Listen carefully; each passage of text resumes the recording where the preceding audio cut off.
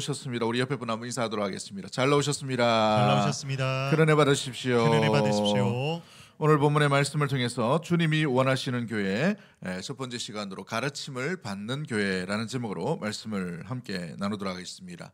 우리 11월 한 달은 우리 추수감사절과 함께 감사절기로 보냈으면 좋겠습니다. 우리 계속해서 결실의 계절 가운데에서 주님께서 함께 하시는 은혜로 인하여서 1년 동안 돌아보면서 우리에게 무언가 주님께서 열매 맺기를 원하시는지를 기억하고 날마다 감사의 조건을 이 한 달 동안 꼼꼼히 돌아보고 찾아봄으로 말미암아서 우리의 평소의 가운데 하나님께서 함께 하시는 은혜 또 감사가 뭔지를 이 노트와 함께 이렇게 같이 좀 적어가면서 이렇게 감사의 절기를 은혜 가운데 보냈으면 좋겠고, 다음 주에 또 오실 때에는 우리 오후 예배는 성경 퀴즈 대회도 같이 열고 우리 모든 성도들이 또 축제와 같이 이렇게 함께 보내려고 하니까 무엇보다도 우리 마음이 감사로 늘 충만한 은혜의 이 한 달과 또 우리 귀한 절기가 되기를 주의 이름으로 간절히 축복합니다.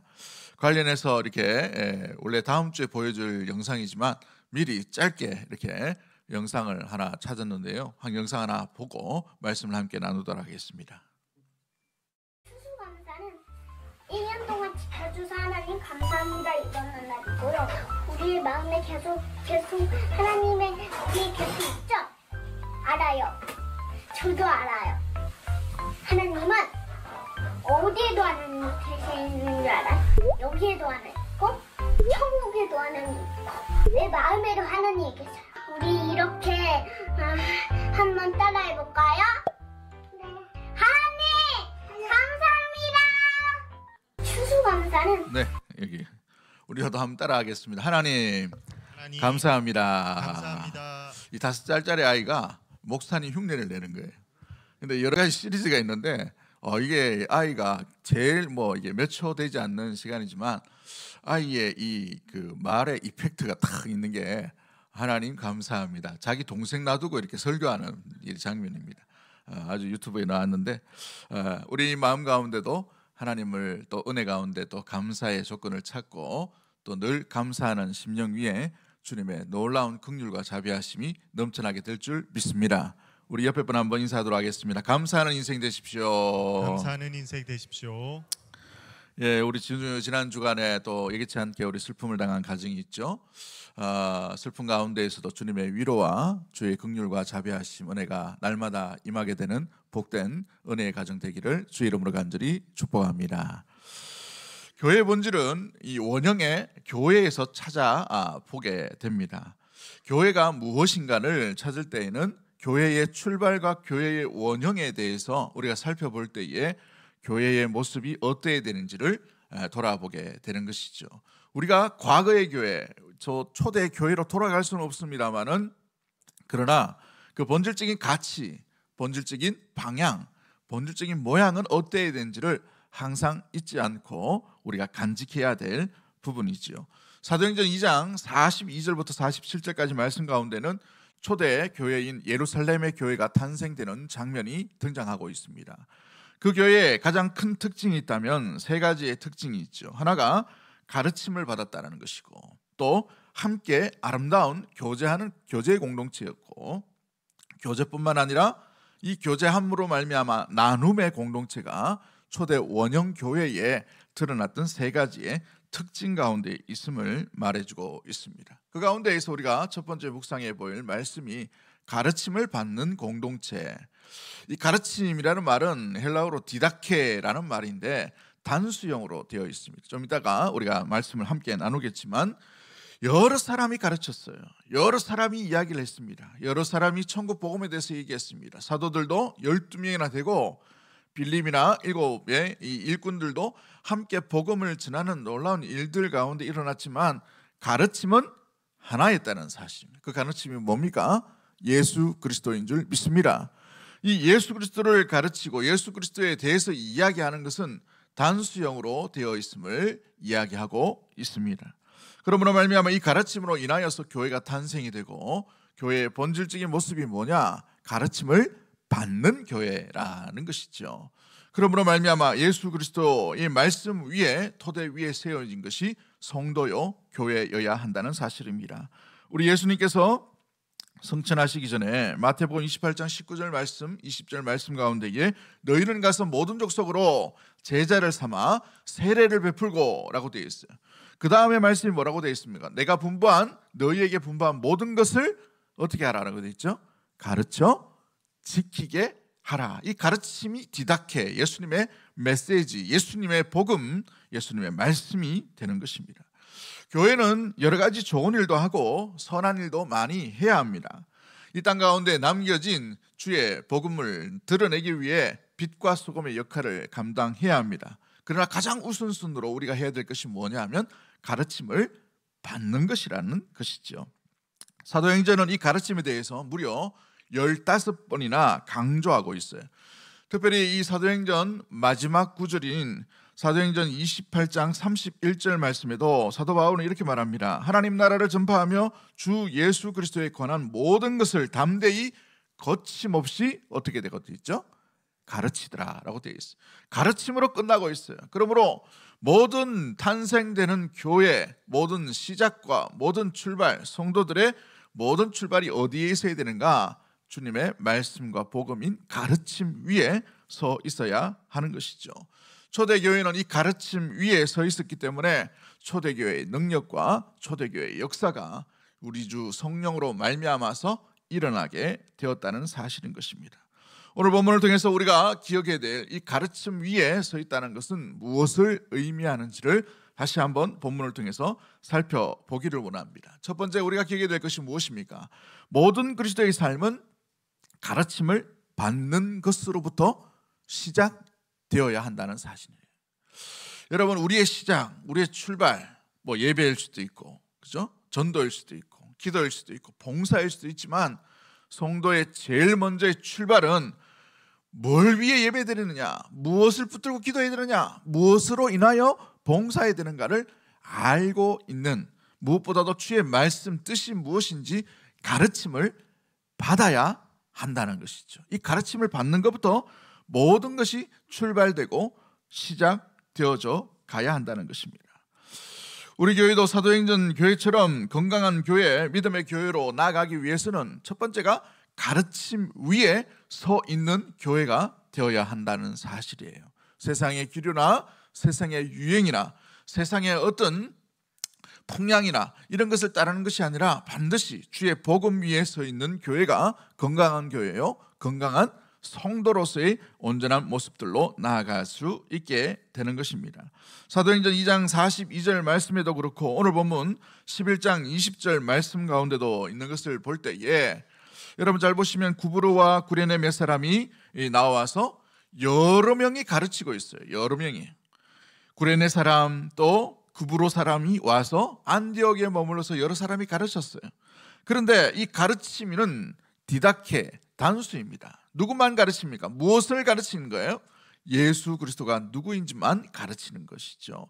예수님의 성품, 예수님의 사역, 예수님의 일하심, 예수님이 누구이신지, 예수님이 행하신 것이 무엇인지, 예수 믿으면 어떻게 되는지, 믿는 믿음의 모습이 무엇인지를 예수님에 관해 이야기했다는 사실이에요. 여러 사람이 얘기했지만 가르침은 단 하나라는 사실입니다. 여러분 한번 잘 보십시오. 수천 년 동안 수많은 사람들이 복음에 대해서 이야기하고 가르침을 이야기했을 것입니다. 그러나 수많은 사람들이 기억되는 것이 아니라 유일하게 기록되는 것이 뭐예요? 기록되고 기억되는 것은 예수 그리스도, 주 예수 그리스도의 말씀과 복음밖에 없는 줄 믿습니다. 그러기에 우리가 무엇 가운데 서 있어야 되는가? 이 가르침, 예수 그리스도의 복음 위에 서 있는 믿음의 성도인가 교회인가를 점검해 보아야 하는 것입니다. 그렇습니다. 우리 역시도 마찬가지죠. 우리의 출발이 뭔가, 우리의 시작이 어떻게 되고 있는가, 우리의 동기가 뭔가를 반드시 기억해야 되는데 주의 복음 위에 우리가 과연 서 있는가 있지 않는가를 점검해 가야 하는 것입니다. 오늘 본문에도 안디옥 교회가 비로소 그리스도인으로 불려지게 되어 있어요. 그런데 한번 잘 보시면 그리스도인으로 불려지기 전에 그들을 제자라고 먼저 얘기합니다. 제자보다 그리스도인, 예수님을 따르는 사람, 예수님을 닮은 사람, 예수와 함께하는 사람, 이것이 더 영광스러운 이름임을 보여주고 있지요. 예수님 꼭 닮은 사람이다 라고 말할 때에 이 꼭 닮음의 놀라운 그리스도인이라는 이 별명과 별칭과 이 무엇보다도 이 이야기가 넣은 가장 중요한 근거가 뭐예요? 바나바와 바울이 안디옥에 이르러서 1년 동안 그들을 뭐 했다라고 되어 있습니까? 가르쳤다라고 되어 있어요. 가르쳤다. 20절 말씀 한번 볼까요? 20절 말씀 같이 봅니다. 시작. 그 중에 구브로와 구레네 몇 사람이 안디옥에 이르러 헬라인에게도 말하여 주 예수를 전파하니. 26절을 한번 띄워주실까요? 26절 같이 봅니다. 시작. 만남에 안디옥에 데리고 와서 둘이 교회에 1년간 모여 있어 큰 무리를 가르쳤고 제자들이 안디옥에서 비로소 그리스도인이라 일컬음을 받게 되었더라. 아멘. 큰 무리를 어떻게 했다고 되어 있어요? 가르쳤다라고 되어 있습니다. 가르쳤다.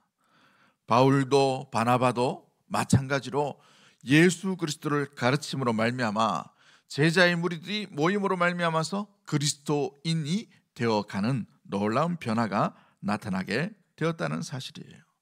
누가 전했느냐? 구브로 사람이 전했느냐? 또 헬라인이 전했느냐? 바울이 전했느냐? 바나바가 전했느냐? 베드로가 전했느냐? 중요하지 않아요. 그러나 전달되고 무엇을 전했느냐? 이것이 중요한 것이죠. 무엇을 전했습니까? 오직 예수 그리스도밖에 없는 줄 믿습니다. 이 가르침 위에 서 있지 못하면 우리는 그리스도인으로 참되게 온전한 변화가 일어날 수가 없다는 사실이죠. 그렇습니다. 믿음이 자라갈 수가 없어요. 가르침이 없는데 어떻게 자라갈 수가 있어요? 우리 믿음이 자라난다는 것은 믿음의 말씀밖에 없는 줄 믿습니다. 말씀을 들어야 되고 말씀을 받아야 되는 거예요. 가장 먼저 시작이 말씀을 받는 것으로 시작되는 겁니다. 말씀을 받지 못하면, 그리스도를 함께 하지 못하면, 그리스도와 함께 나아가지 못하면, 그리스도의 말씀이 머물지 못하면 우리의 자라감은 멈추게 되어 있다는 사실이죠. 성장이 멈추면 어떻게 됩니까? 작물들은 성장이 멈추면 그대로 있는 것처럼 보이지만 우리 사람은 작물이 아니에요. 그렇기 때문에 우리의 내면 가운데 이 믿음이 주의 말씀에 계속해서 공급이 일어나지 못하면 머물러 있는 것이 아니라 침체가 되게 되어 있어요. 믿음이 침체된단 말이죠. 믿음이 점점 연약해질 수밖에 없습니다. 말씀이 있던 자리에 다른 철학들이 들어올 수밖에 없어요. 한번 잘 보시면 말씀이 충만할 때는 아무것도 안 보여요. 오직 주님만 보이게 되어 있어요. 이게 말씀이 충만할 때의 특징과 현상입니다. 잘 보시면은 세월이 힘들어요. 옛날에 얼마나 많이 어려웠습니까? 더 많은 고통과 어려움들이 있었지만 구속한 주만 보이는 이유가 뭐예요? 말씀이 그 10년 가운데 그 교회 가운데 충만했기 때문인 줄 믿습니다. 그 충만하면 다른 게 안 보여요. 장고가 없는 거, 몸이 연약한 거, 앞이 보이지 않는 거, 이게 보이는 게 아니라 주 예수 그리스도만 보이게 되었다는 말이죠.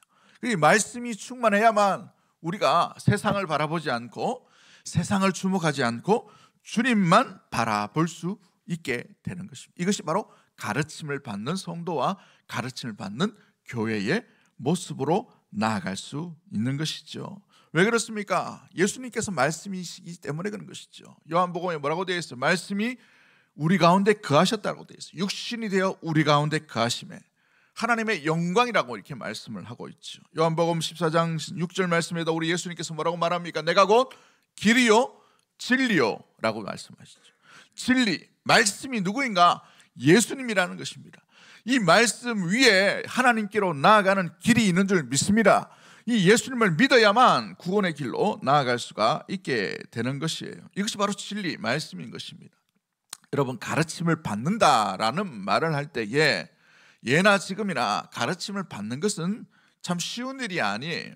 왜냐하면 사람들은 좀 사람이 나이가 들거나 아니면 교회 생활 좀 하고 나면 어떤 마음이 듭니까? 가르치려고 해요. 가르침을 받는 게 아니라 뭐 하려고 해요? 가르치려고 한다는. 이건 이래 해라 저래 해라, 이건 저렇게 하고, 설거지는 요리하고. 물론 마음의 의도는 다 알죠. 그런데 우리는 가장 먼저 해야 될 것이 뭐냐? 교회 와서 가장 먼저 하고, 우리가 신앙생활하고 우리가 일상의 생활을 할 때 가장 먼저 해야 될 것은 가르침을 받는 모습이에요.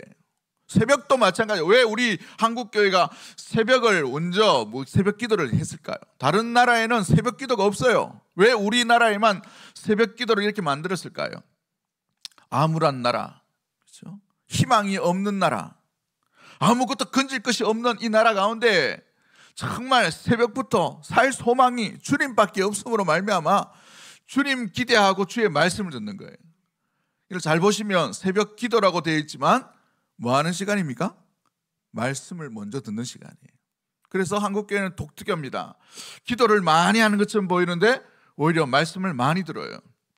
이게 굉장히 중요한 의미입니다. 말씀이 충만해야 말씀에 입각한 기도가 터지는 거예요. 여러분, 우리의 감정, 우리의 생각, 우리의 가치관이 충만해지면 어떻게 됩니까? 뭐가 튀어나와요? 아이고 하나님 못 살겠습니다. 이거만 놓죠, 그죠? 우리 연약하기 때문에 그래요.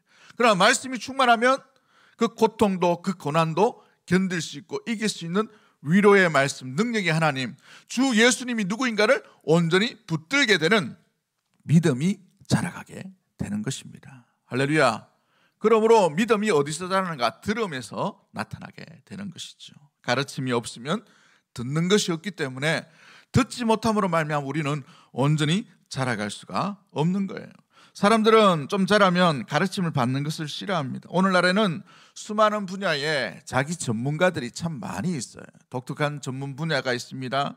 여러 가지 보면 자기의 일터, 자기의 직업군이 전문가 지식들이 있어요.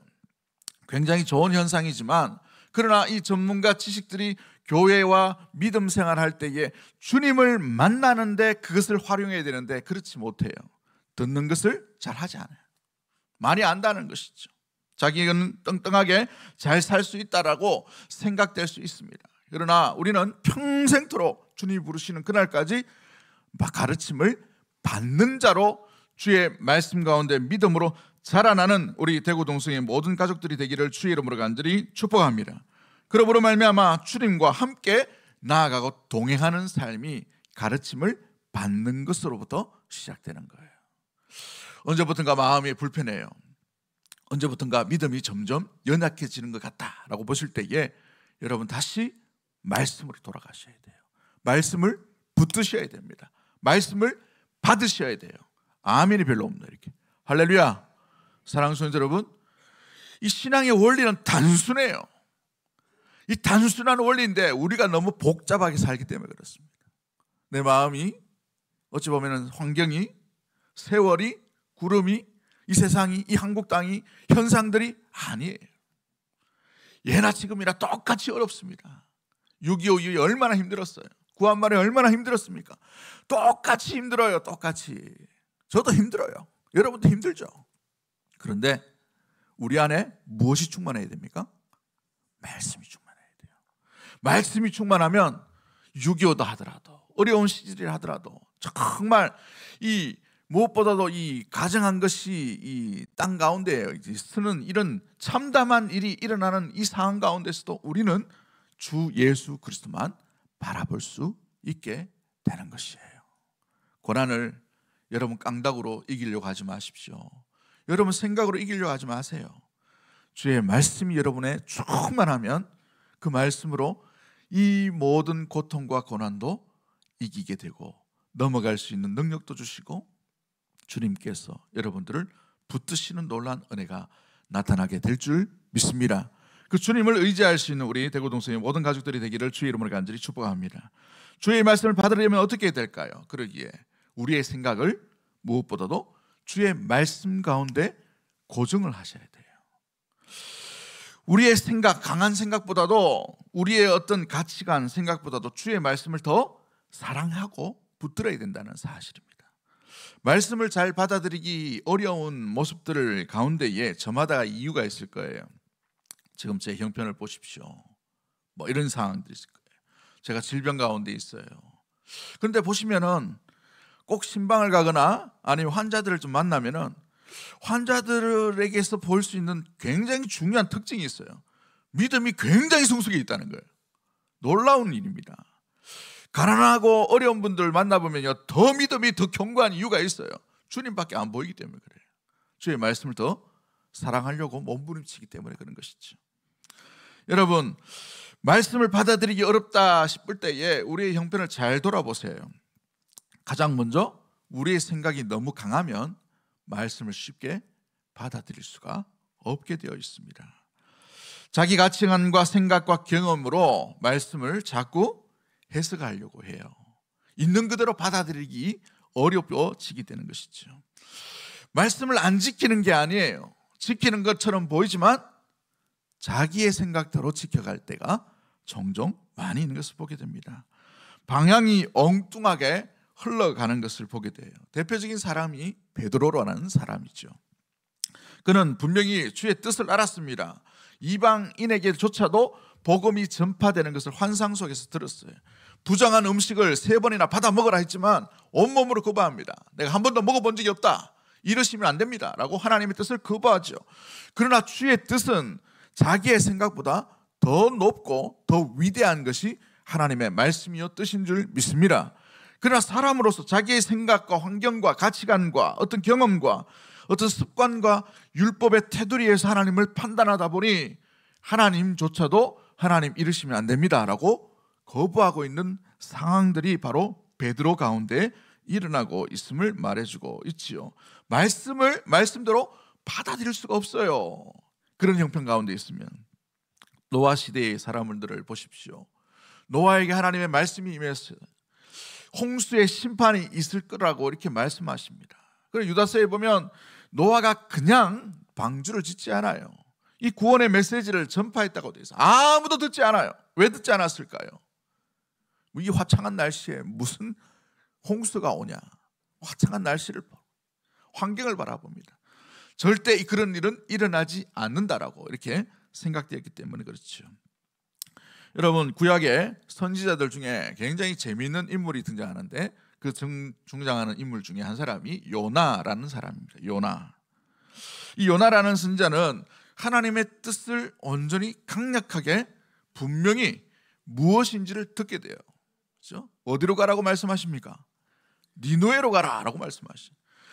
이 선지자 중에 하나님의 말씀을 직접 이렇게 듣고 하나님의 말씀대로 다 대부분이 어려운 상황 가운데도, 그렇죠? 나라가 무너지는 가운데에서도 분명히 하나님의 말씀을 말씀대로 다 전파했어요.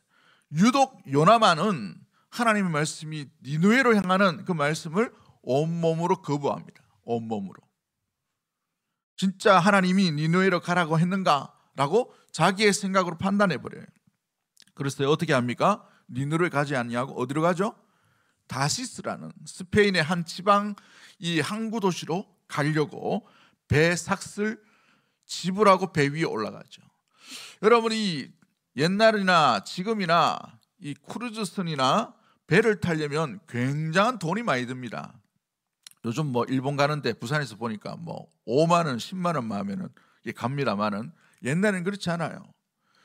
이게 이제 천천히 가기 때문에 몇 주야를 가야 돼요. 그러니까 얼마나 많은 돈, 얼마나 많은 이 식량이 필요하겠습니까? 그걸 다 지불하는 거예요. 그런데 하나님의 말씀을 온몸으로 거부하다 보니 이 모든 재정적인 지원, 손해보는 것들도 다 지불하고조차도 다시스로 가려고 했던 사람이 선지자인 요나였다는 사실입니다. 자기 생각이 너무 강한 나머지 니느웨를 어떻게 생각했습니까? 우리 민족의 원수라고 생각했어요. 저 사람들은 구원받을 자격이 없는 사람이다라고 자기 생각으로 어떤 이 하나님의 말씀을 판단해버리죠. 저 사람들이 구원받는 것은 내 눈 뜨고는 도저히 볼 수가 없다라는 그 마음의 가짐들이 있게 됩니다. 자기 생각으로 하나님의 말씀을 바라보기 때문에 이와 같은 일들이 일어나게 되었다는 사실이죠. 가나안 땅을 정탐했던 10명의 지도자들을 보십시오. 모세가 보낼 때에는 하나님이 우리에게 약속하신 그 땅에 대해서 보고 오라고 했어요.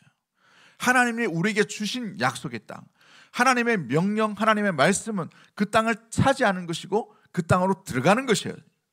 그러므로 그들이 뭘 보고 오든지 그 땅은 들어가야 될 땅이에요. 그런데 10명의 이 지도자라고 말하는 10명의 정탐꾼들은 뭘 하게 합니까? 과연 보기에는 좋았지만 우리가 들어갈 엄두가 안 나는 땅입니다라고 말씀을 해석해 버려요. 자기 생각으로 해석해 버리죠. 그로 말미암아 온 이스라엘 60만 되는 이스라엘에게 슬픔과 통곡과 고통과 절망과 믿음이 바닥에 떨어져 버리는 이런 안타까운 일들이 일어나게 되었어요. 그로 말미암아 10명의 정탐꾼과 함께 슬퍼했던 모든 사람들은 어떻게 됩니까? 가나안 땅을 밟지 못하는 슬픔 가운데 그들의 말대로 되어버리는 이와 같은 안타까움이 일어나게 되었죠. 사랑하는 성도 여러분, 내 생각이 말씀보다 더 우선되고 있지는 않은지 우리 자신을 한번 점검해 보아야 됩니다.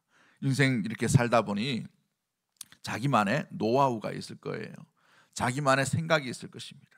그런데 이 말씀이 우리 가운데에 두드리실 때에 우리의 생각과 우리의 어떤 가치관과 우리의 경험으로 쌓아놨던 그 습관은 반드시 내려놓아야 됩니다. 그래야 말씀의 씨앗이 우리 속에서 자라갈 수가 있게 되는 거예요. 생각이 너무 강하면 우리 이 말씀의 씨앗이 우리 안에서 도저히 자라갈 틈이 없어요. 여러분, 좋은 밭의 비유를 우리 예수님께서 하셨죠. 좋은 옥토밭에는 씨앗이 심견대로 30배, 60배, 100배의 열매를 맺어요. 그러나 돌밭과 자갈밭은 어떻습니까? 자라가는데 너무 많이 걸쳐요. 그렇죠? 그래서 이 씨앗이, 이 복음이 그 10년 가운데 자라갈 수가 없어요. 좀 자라다가다가 어떻게 되어버립니까? 열매를 맺지 못하고 죽어버리는 이런 일들이 일어나게 되어버리죠. 자기 생각이 너무 강할 때에 마귀는 반드시 그 생각으로 시험을 하게 되어 있어요. 아담과 하와의 가정을 한번 잘 보십시오. 하나님은 정령 죽으리라, 진짜 죽는다라고 말씀하셨는데 하와와 아담은 죽을까 하노라라는 생각을 집어넣은 마귀의 마음에 그 생각을 동조해 버려요. 그러니까 어떻게 됩니까? 실제로 다 먹고 남편에게도 주고 그 가정이 정령 죽음의 길로 걸어감으로 말미암아 낙원에서 추방되는 이 안타까운 일들이 일어나게 되었어요. 여러분, 우리 중에도 우리의 신앙생활을 하다 보면 인생 가운데에 여러 날 동안 우리 삶을 살아가다 보니 이 한국 사회가 얼마나 어렵게 이렇게 지금 이때까지 왔겠어요. 그죠? 많은 사람들의 고난들, 70, 80 넘으신 분들은 모든 세월 가운데에 여러 가지 고난과 고초를 다 겪으셨던 분들이 있을 줄 압니다. 그러다 보니 어느 날 보니까 생각이 너무 강해요. 생각이. 어떤 분들은 이 말은 맞는 말을 합니다. 정확한 분석이 맞아요. 그런데 주의 말씀을 받을 때에는 무장 해제를 하셔야 돼요. 무장 해제가 되지 않으면 여러분의 생각의 강함으로 말미암아 말씀이 자랄 틈을 잃어버릴 수가 있다는 것이에요. 고린도전서 10장 23절 말씀에 모든 것이 가하나 모든 것이 유익한 것이 아니요 모든 것이 가하나 모든 것이 뭘 하지 않는다라고 되어 있습니까? 덕을 세우는 것이 아니다라고 되어 있어요. 우리는 단순히 정의, 공의, 어떤 맞는 말을 하는 것이 아니라 덕이 되는가, 이걸 먼저 돌아볼 수 있는 것이 바로 온전한 삶의 모습인 것이죠. 우리 하나님을 우리의 생각으로 판단할 수 있을까요? 사랑하는 성도 여러분, 베드로를 보십시오. 노아라 시대 때 사람들을 보세요. 요나를 보십시오. 10명의 정탐꾼을 보십시오. 하나님의 되심을 자기의 생각 수준으로 생각하다 보니 하나님을 이해하지 못해요. 하나님의 뜻을 받아들일 수가 없는 형편 가운데 나아갈 수밖에 없지요. 그러므로 우리는 하나님을 이해함 가운데 나아가다 보면 오히려 이해의 벽에 부딪힐 때가 반드시 오게 되어 있어요. 그때 어떻게 하겠나? 이해가 되지 않는 하나님, 그 이해가 되지 않는 그 부분에서 우리는 믿음의 단계로 나아감이 필요합니다. 이것을 성숙의 모습으로 이야기하는 것이죠. 하나님은 우리의 이해 속에서 갖추지 마시고 우리의 이해에 초월하신 분, 우리의 이해를 뛰어넘으신 전능하신 분이라는 사실을 항상 기억할 수 있는 우리 대구동성의 모든 가족들이 되기를 주의 이름으로 간절히 축복합니다. 우리의 생각보다 높으신 분이 우리 하나님이신 줄 믿습니다. 우리의 이해보다 더 높으신 분이 우리 하나님이신 줄 믿습니다. 그러기에 우리 이 찬양 가사 가운데 주님의 높고 위대하심을 내 영혼이 찬양하리라고 이렇게 고백하고 있는 것이죠. 마지막 세 번째로 우리가 기억해야 될 것은 주의 말씀을 받을 때에 우리의 정서와 우리의 감정의 질서와 균형이 잡힐 때에 이 말씀을 말씀 그대로 온전히 받을 수가 있게 됩니다. 왜 쉽게 말씀을 잃어버릴까요? 감정의 기복이 너무 심해요. 감정이 질서가 잡히지 않아요. 감정의 치유함을 받지 못했어요. 주의 성령께서 그 감정을 온전히 다스려 주셔야 되는데 이 감정과 정서 가운데에 불안정한 요소가 있을 때에 말씀을 말씀대로 온전히 받아들일 수가 없는 부분들이 일어날 수가 있게 되지요. 베드로도 그랬습니다. 그는 감정에 충실했던 사람이에요. 정직한 사람이지만 감정에 솔직한 사람이었어요. 칼을 빼가지고 당장 이렇게 귀를 쳐버리죠. 호언장담을 했습니다. 그러나 그의 감정대로 된 것이 아니라 예수님의 말씀대로 되는 일을 보고 그는 회개의 길로 나아가게 되죠. 요나를 보십시오. 자기의 정서와 감정은 니느웨가 용서가 되지 않았어요. 어떻게 우리 민족을 핍박하고 우리 민족을 괴롭히고 우리 민족을 멸망시켰던 저 나라를 용서할 수 있을까? 분노가 해결되지 않아요. 마음의 분노가. 여러분, 그래서 다시스로 나아갈 수밖에 없죠. 그걸 성경은 정확하게 기록하고 있죠. 그래서 엉뚱한 길, 새로운 길이라고 이야기하지 않아요. 그 길이 영적 침체로 보여주는 물고기 뱃속에 집어넣으시는 이 고통 가운데 나아갈 수밖에 없는 것을 보게 되죠. 여러분, 중요한 이야기들이 있습니다. 용서는요, 그 사람을 두고 이야기하는 게 아니에요. 용서는 나를 위해서 주님이 주시는 그 마음입니다. 여러분, 용서를 안 하면 누가 제일 불편할까요? 지가 제일 불편합니다. 지가. 자기 자신이 불편해요. 왜요? 마음에 전쟁터와 같잖아요. 사울 왕을 보세요. 다윗을 볼 때 용서가 안 돼요. 시샘과 질투가 일어나요. 그런데 하나님은 그 상대편에 대해서 이야기하는 게 아니에요. 믿는 믿음의 사람, 성도, 그 심령에게 용서의 마음을 이야기하십니다. 왜요? 용서 가운데 평안과 평강을 얻기를 원하시고 있기 때문인 거죠. 할렐루야. 사랑하는 성도 여러분, 그 상대편을 위해서도 용서가 필요하지만 나 자신을 위해서도 분노와 용서의 잠재움이 반드시 필요하다라는 사실을 이야기합니다. 미운 사람을 마음에 계속 두면 어떻게 됩니까? 미움의 둥지를 틀게 되어 있어요. 미움의 둥지를 트는데 주의 말씀이 들어올까요? 안 들어와요. 여러분 잘 아시지 않습니까? 그죠? 계속 미움의 사람이 묵상되어지죠. 남편이 어느 날 아침에 출근하는데 좀 말을 좀 세게 했어요. 말을 막 좀 함부로 했단 말이죠. 그러니까 마음이 너무 불편해요. 남편 출근을 해야 되니까, 월급은 풀어와야 되니까 보냅니다. 그럴 때 아내가 뭘 생각해요? 들어오기만 해봐라. 마음에 들어오기만 해봐라. 이게 우리의 마음이에요. 그런데 들어오기만 해봐라. 그 들어오는 그 시간까지, 퇴근 시간까지 뭐합니까? 마음 가운데 내가 이렇게 이야기해야지. 왜 그런 말 했냐? 뽀글 거 20년 전, 30년 전 이야기를 끄집내야 돼. 신혼 때 나를 그렇게 섭섭하게 하고 그때부터 시작되는 거예요. 단순히 아침의 이야기인데 20년, 30년 이야기를 한다면 왜요? 마음에 해결이 되지 않았기 때문에 그렇죠. 설교 준비하면서 어릴 때 제가 한번 들었던 노래가 있습니다. 자주 불렀던 노래가 있는데 노래 부르기는 좀 그렇지만 가사를 한번 들어보십시오. 이웃집 순이 우리 엄마 보고 뭐라고 불렀다? 할매라고 불렀다. 아이 참 잠이 안 온다. 내일 아침 먹고 뭐 하러 가야 되겠다? 따지러 가야 되겠다. 내일 아침까지 부글부글 끓는 거예요. 이게 우리의 마음일 수 있어요. 사랑하는 성도 여러분, 그러나 우리 마음의 상태를 잘 점검해 보셔야 됩니다.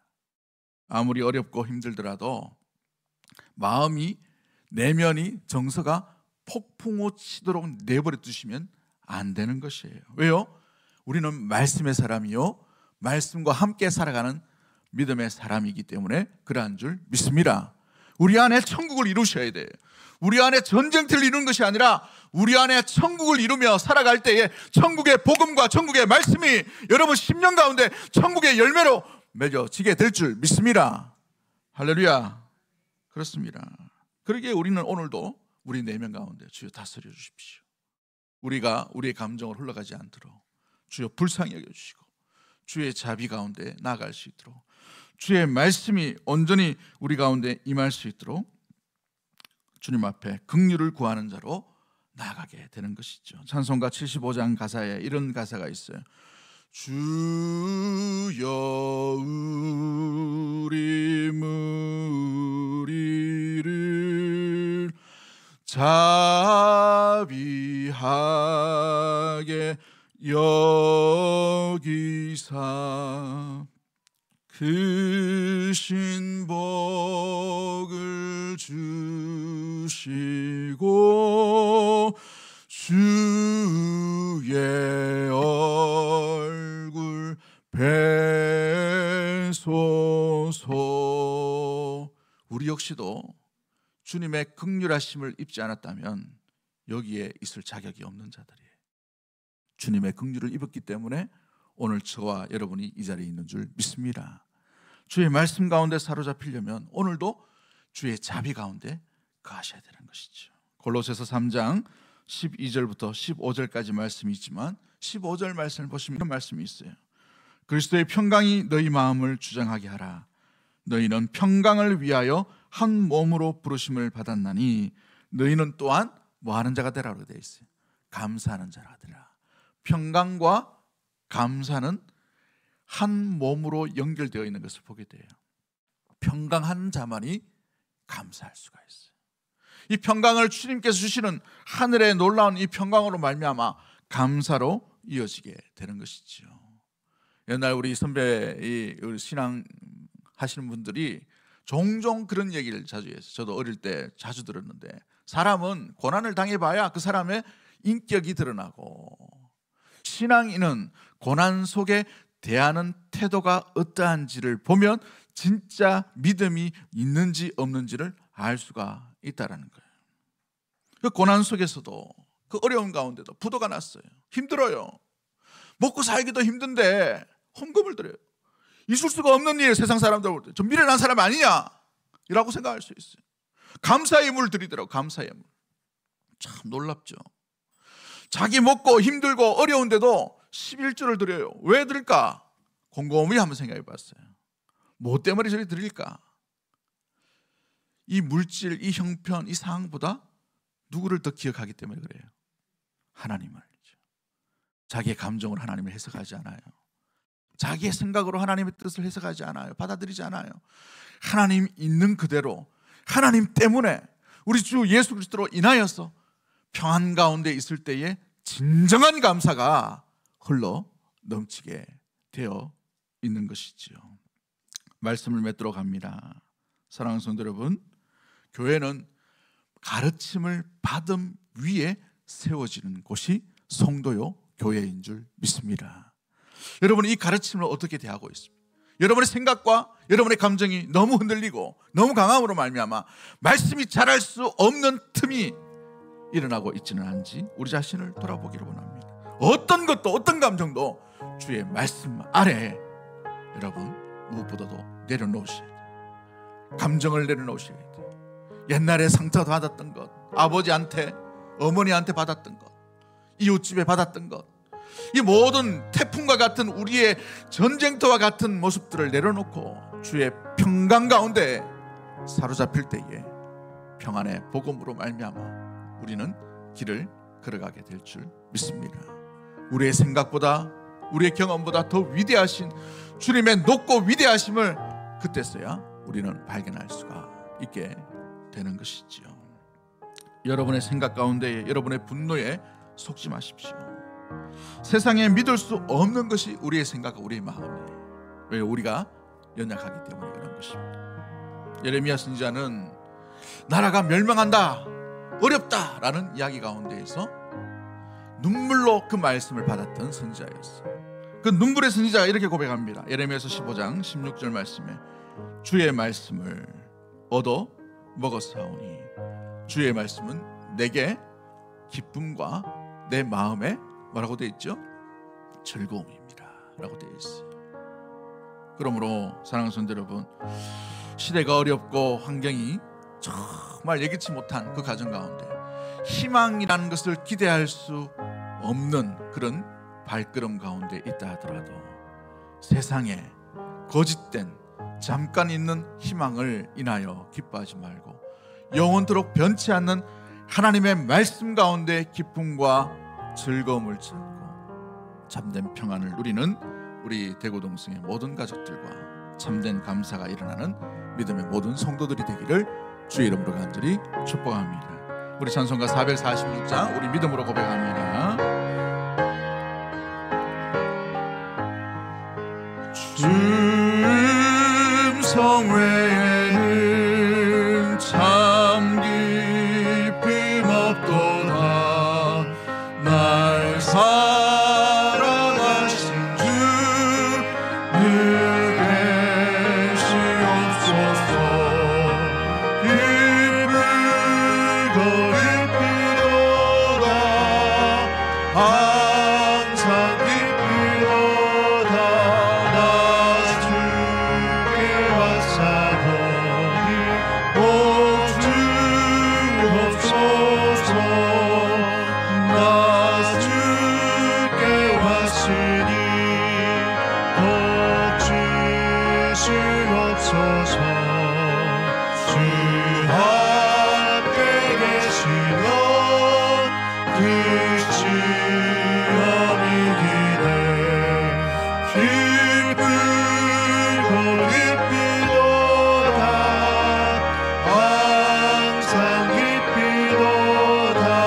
나 주께 왔사오니 복 주옵소서. 떠나가시면 주 떠나가시면 내 생명 어때네. 내 생명 어때네. 기쁘나 슬플 때 기쁘나 슬플 때 늘 계시옵소서. 늘